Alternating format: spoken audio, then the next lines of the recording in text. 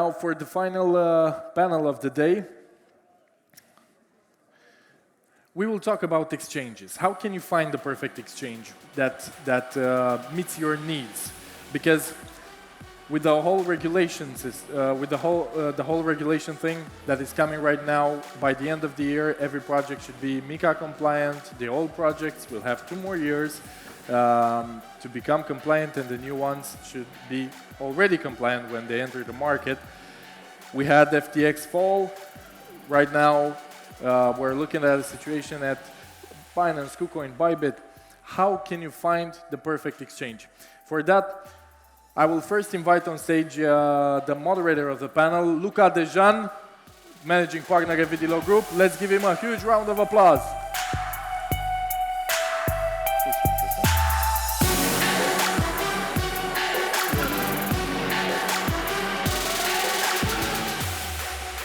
Now from the biggest crypto exchange in the world, let's welcome on stage Ilie, Puscas country manager at Binance Romania.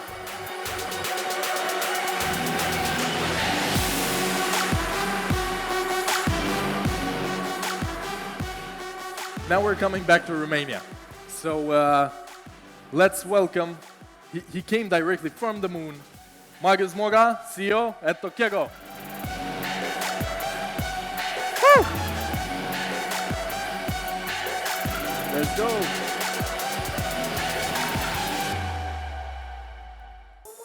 And last but not least, let's welcome Arghirescu from IXFI.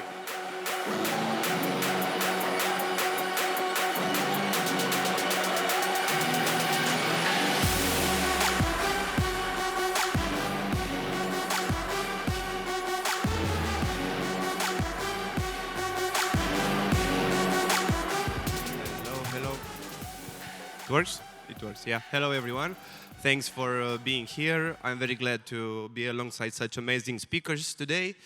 So we're going to talk about crypto exchanges. So my first question would be, as an introduction and also to present yourself, why should a person choose your exchange?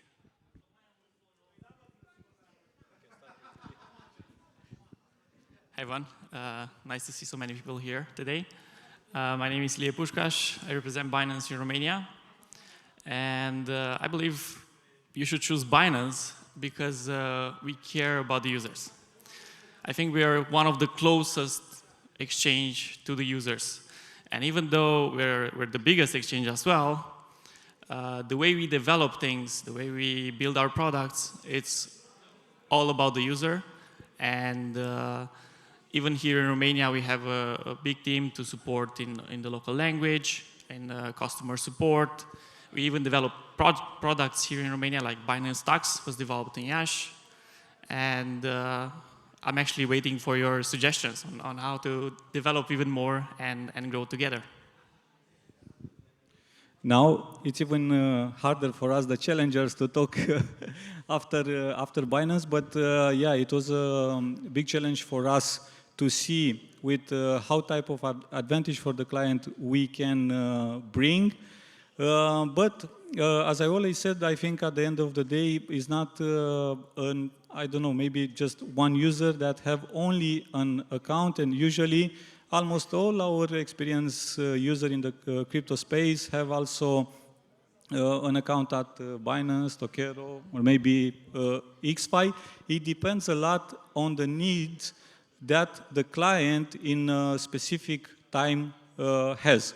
And now talking about the TOKERO advantage, first of all, we came with the easy of use. We have a very easy interface because one of the biggest challenge in the crypto space is to onboard the next billion users. I think everybody wants to bring in the crypto space the next billion users. And you can only do that with very easy interface. And the second thing that is very, I think, underrated is the support for the clients. In an era when we are talking about always about AI and everything, I think we don't want to lose the human connection. It's very important to communicate with the clients, and that's why the support, but not only also, only the support, but the guidance a lot of users are not coming to the support department because they have a problem, but because they don't understand some things, and at that point they need guidance. And this is the second unique value proposal that TOKERO brings in the crypto space. Yeah, I really appreciate you guys speaking before us, and definitely I could notice there are some common points, and it's only natural to be like that because mostly those are the most important thing, being close to your users, offering them top-notch support, and especially also a thing that we are really acquainted with to do at IXFI is build with the needs of our users at the very core, every product or feature that we put out there. Moreover, what we focused on was specifically catering to the newcomers with the really simple interface that we've built, but also doubling down on the on-ramping needs of the next billion users that will need to onboard, that will need to be onboarded into crypto, as we definitely think that the ability to buy crypto seamlessly, conveniently will be one of the single biggest factors that will drive the global adoption. So we currently have the most integrated partners out there catering to over 180 countries, allowing people to buy crypto conveniently by using their local currencies. So we have more than 93 fiat currencies that we support. And of course, making the experience more enjoyable, we also innovated by creating this gamified onboarding experience where we make it a rewarding experience for the users to discover the products, the features, some of them that they might not even know they need them before they get to a certain point. So I would say that those are some things that we definitely took big bets on, and especially with our crypto card, the Visa debit card that I mentioned earlier while I was on stage for my keynote, will make it even easier for people to seamlessly spend crypto. So for us, to just sum it all up, is onboarding people into crypto by making it really convenient for them to purchase crypto, to spend it, and then having a rewarding experience along the way while they learn and discover this new realm. Okay, thank you very much. Everybody, all the projects and everybody in the community is talking about mass adoption. And we are in an early stage in the development of this crypto community. What do you think is the role of the crypto exchanges in having a mass adoption of the cryptocurrency at a large scale? And also, do you think the crypto exchanges are the most important factor in the mass adoption? I think, yeah, crypto exchanges are one of the most important factors because many of the projects come from the crypto exchanges side. So we need to get closer to the mainstream. We need to address the youth with educational programs that can make them understand quickly the field, but also other ages, even old people. They should be addressed in one way or another in order to integrate as many users as possible and make them understand the market. I think currently there shouldn't be any big competition in this field. We should all focus on getting this mainstream, and mass adoption will create the actual competition that we're looking for. In my opinion, imagine that you want to enter into this space, and you will not have gates. How you will enter here? So this is our role in the crypto space. We are the gates. Probably just a few of you, maybe the ones that are dealing with sport will come maybe on the floor, but it will be only just a few. For the most of us, we need gates, and these are the crypto exchanges, and especially the centralized one, because I think it's a big difference between a centralized exchange and the decentralized one.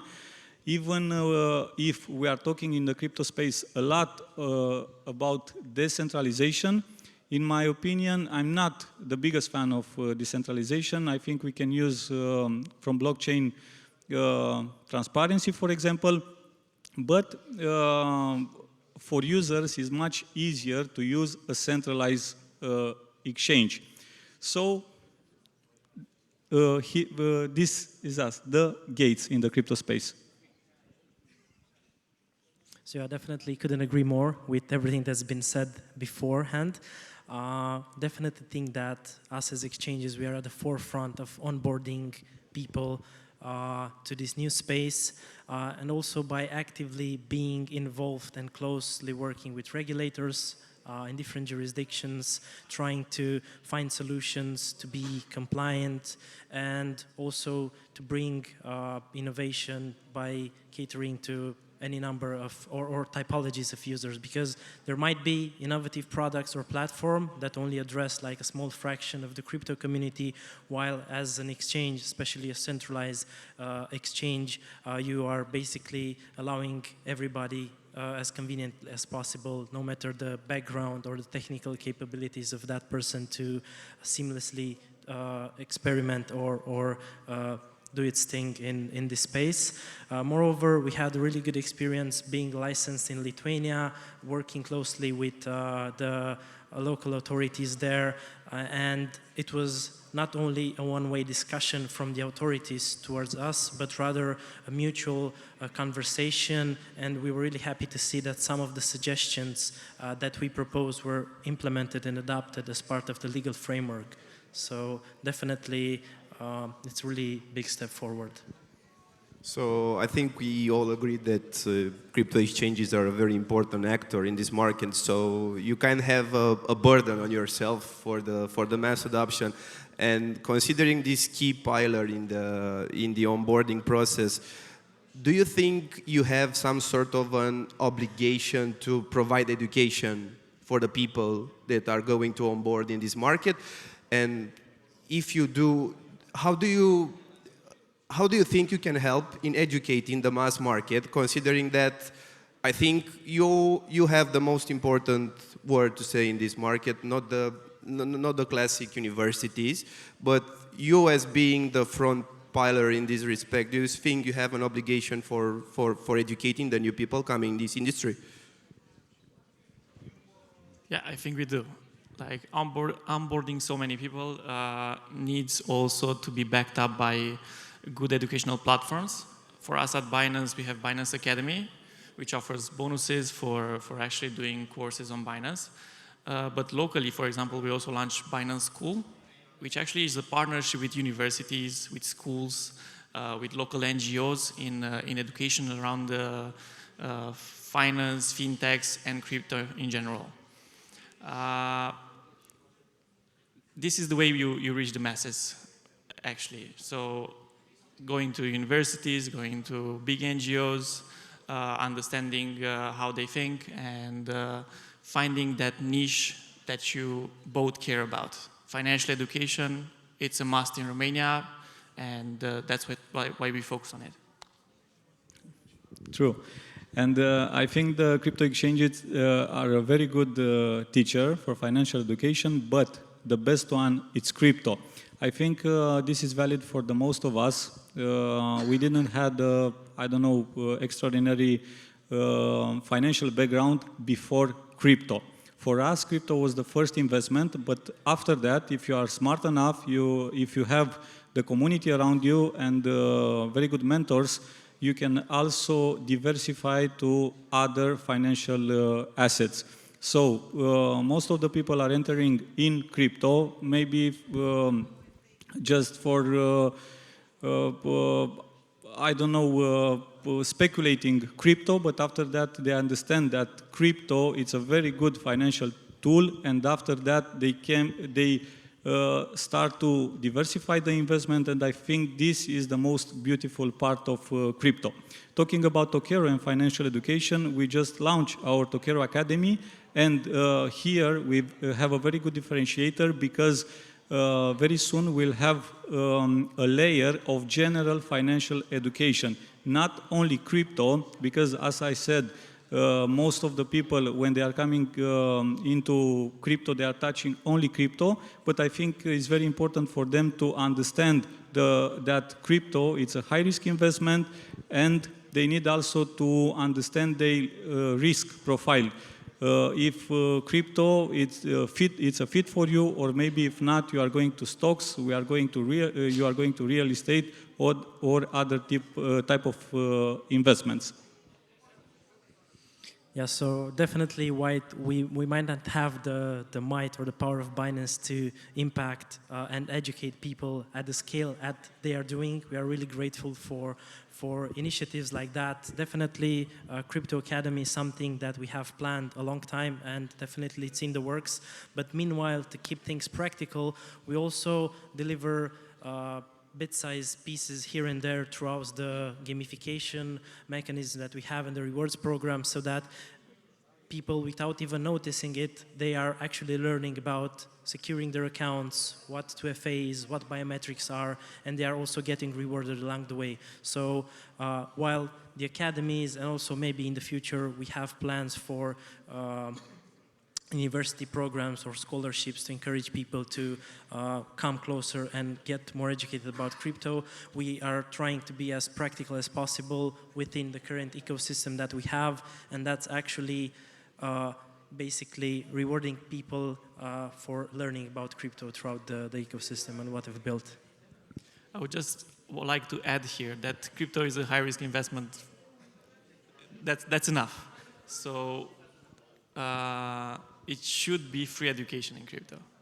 That's what I'm advising you. When you create your platform for education, create it for free, because there are so many scams out there, so many paid platforms that promise your crypto will go to the moon, but learn what you can find for free on those platforms. I want also to add something. Very good point, Alex. I think it's not about how much we can impact people, because yes, we don't. All of us have the power of Binance to impact people, but I think in the end it's just a paid-forward game for all of us. And I think even for you, from the people here, is the same. Everyone can impact. I don't know, 2, 3 people, 5 people, 10 people. It depends, but it's important to pay it forward. Thank you very much.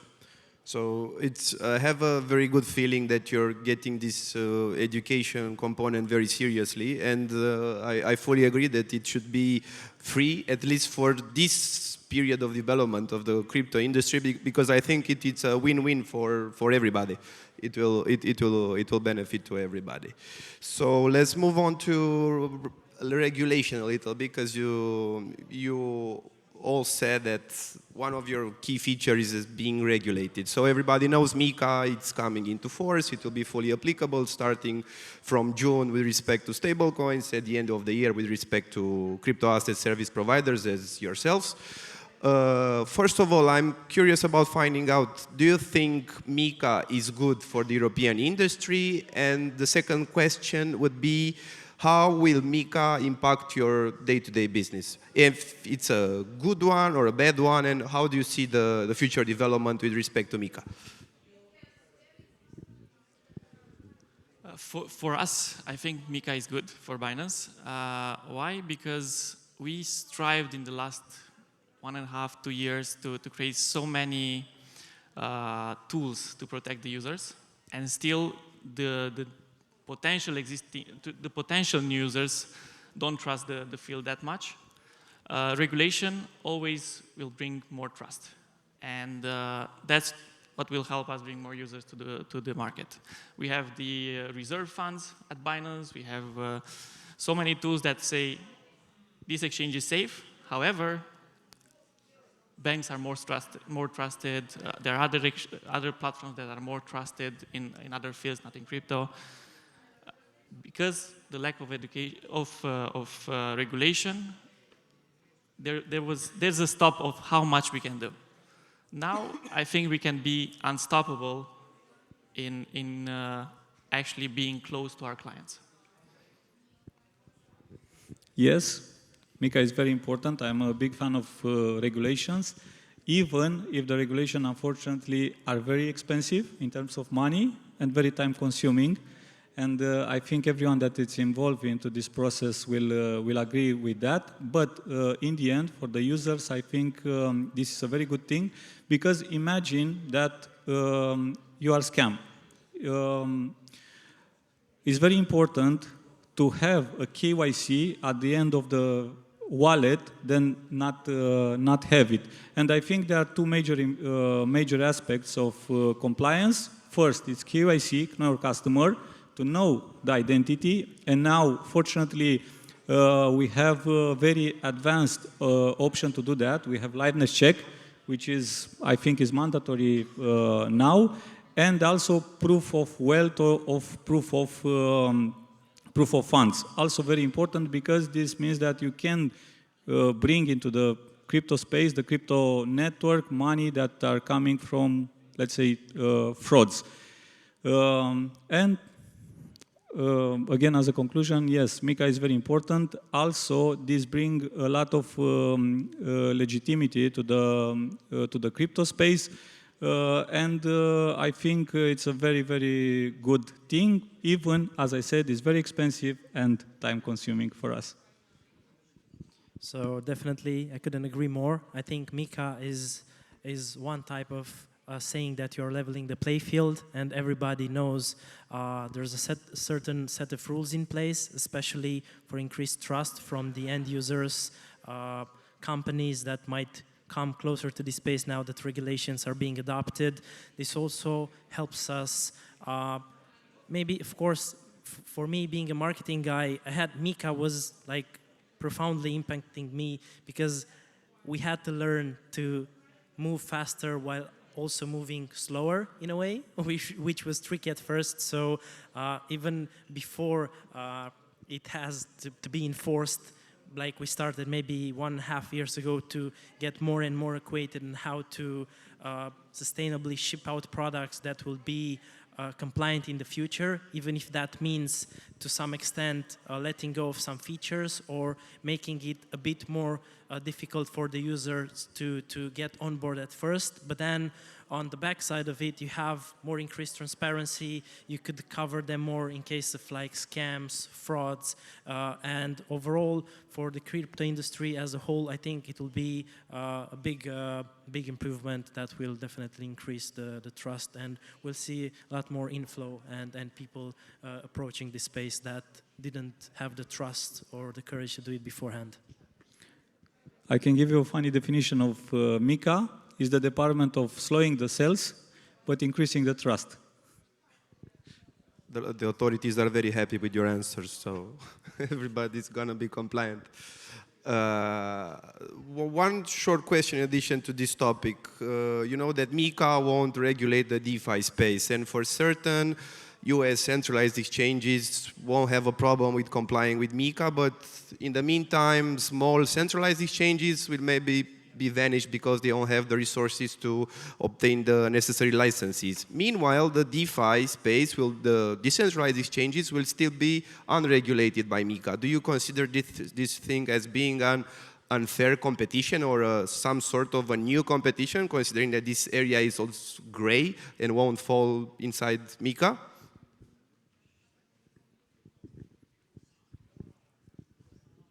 For us, we don't consider it unfair competition. We have also our DeFi side of the business as well, but it's well integrated in with the centralized side of the business. However, I think DeFi regulation will also soon be implemented, and we'll see at that point. Yes, in my opinion, it's a little bit of unfair advantage, but in the same time, we already declared that in the next period, as we already integrated centralized exchanges, for the one of you that don't know already that we are aggregating now Binance, Kraken, Ash, and XGate, and KuCoin, and very soon Bybit and MEXC. We also start the integration with decentralized exchanges, and you can think that we will be a tool almost for making the decentralized exchanges compliant, or the product from the decentralized exchanges in the end.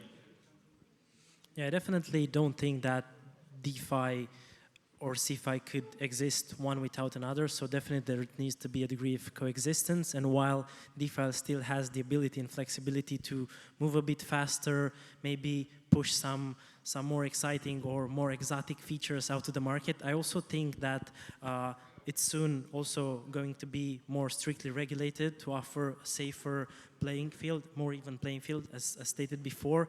But it's also, I think, a great source of inspiration for CeFi as an industry, where you could see some good features being firstly implemented or adopted in the DeFi space, and then actually having the knowledge and the financial power to actually make them compliant and help like a mutual benefit for DeFi and CeFi.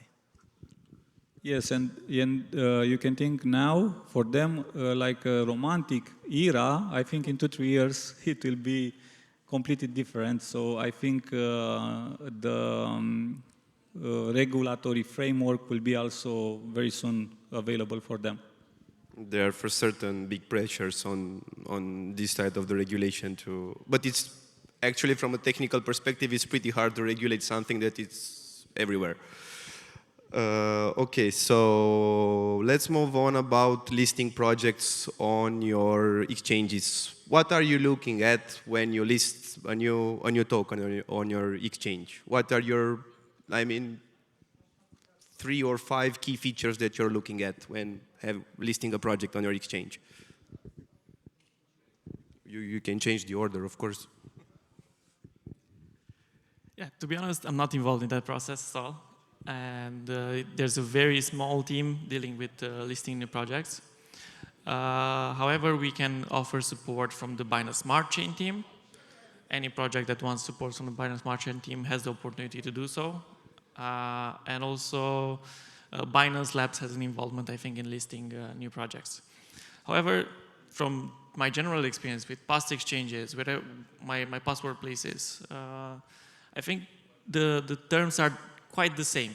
They look at your community, they look at this, how serious is the project, and the growth, the possible growth on the long-term perspective. True story. Yeah, I think it's very important, first of all, the idea behind the project. And first of all, actually, I think the process of listing a new project, it is or it should be similar with the process of every one of you are doing when invest into a project. First of all, probably we are looking at the idea and why not the hype created behind the project, because it's very important when you are investing, but also when you are launching a project, because usually it's not only our effort to create a hype for the project. It would be very good for that project to have already a hype, already an active community behind, already a product, because right now, different than, I don't know, 3, 4, 5 years ago, most of the people are not investing into a project that has only an idea and a white paper. They should have at least a minimal viable product, and why not paying customers? I think this is the most important KPI, paying customers, and the most hardest to obtain. Definitely. So I think you already took all the good points, but definitely a team plays an important role. Their vision, their long-term vision, the potential of that project to really create a long-lasting impact, but also then having the flexibility and listening to your community, because there might be trends, there might be projects which in the long run don't have the potential to change the world, but for certain communities or for certain geographies might be, I don't know, a streaming platform, something that plays a key role in those areas. And it's definitely, while there are some certain general guidelines that my colleagues here already mentioned, in general, it's just about being transparent with the community, listening to their needs, and also looking at the community that they have and the traction that the project already has before listing. Okay, thank you. I have one question, and it's kind of a personal one, because I really wanted to know your answer on this one. If if you as an exchange were to choose between product variation, low fees, security, what would be the most important one as a key feature of your product towards your clients? So product variation, low fees, or security? If you were to choose one, or maybe the two most important ones. For us, I think it's security. For us, it's most important for the user to feel safe. Everything else can be built around it. Very hard to have all of them. But yeah, I think the most important one is security, because if you don't have security, you can lose funds, and this is bad business for everyone. But also, if we will be in the mind of the client, I think at the end of the day, all the people in the crypto space want diversity. Yeah, I couldn't agree more. Security, first and foremost. I think we've been hit and we struggle a lot with security breaches, and that's something that everybody's paying much more attention towards. And then product variation, because we are still at a point in which we want more inclusive ecosystem that offer a wide range of services and have capacity to onboard people, each individual person probably looking for certain aspects and functionalities that you need to offer or embed. So it's very nice that security, it's a key feature also as regulation. It sends a sense of trustworthiness. Security is important, but it's not so sexy for the client. Yeah. But yeah. The client wants low fees and product variation. Yeah. Okay, since we don't have so much time, I would like to hear your opinion about the future trends in this crypto space in general. And maybe we can, since we are at NFT Bucharest, we can share our opinions about the future of NFTs, first of all. Afterwards, the future trends about crypto exchanges. And at the end, maybe overall about the crypto space in general. What's your future thoughts on these three topics? On trends, I would say we live in a moment for crypto similar to the ones of Web2, of internet back in 2000s. There were lots of companies. There are lots of Web3 companies at the moment. We need to see more individual companies raising up above the surface and actually representing the field. While on the NFT side, I think utility is the main aspect. We need to see brands represented not only by images and art in this field, but also a higher utility of the NFTs behind it. At some points in our lives, all of us are teachers, or we are learning things. Maybe from the exchange part of the business, I could be a teacher, but talking about NFTs, I'm still learning about that. I'm not the biggest fan yet of NFTs, but I'm here to learn more and maybe become a fan. But talking about trends in the NFT space, I think it's very important, the utility. We should create more utility for that. And in the crypto space, I think the main challenge right now is to make our platform very, very accessible to the 1 billion people that all of us want to onboard in the next few years. I would also add to that and say that just in general, adding a more human touch and human experience throughout the journey, lifetime journey of a user, from finding an exchange, like onboarding and then using it all along the way, all this while being compliant, regulated, to a point where users don't face any challenges or like friction in using exchanges, on-ramping, off-ramping, so on and so forth. And also, I think offering more customized support to the users, guiding them through learning resources, better built infrastructures, and overall user experience. So definitely something in the realm that already Elijah and Marius have mentioned.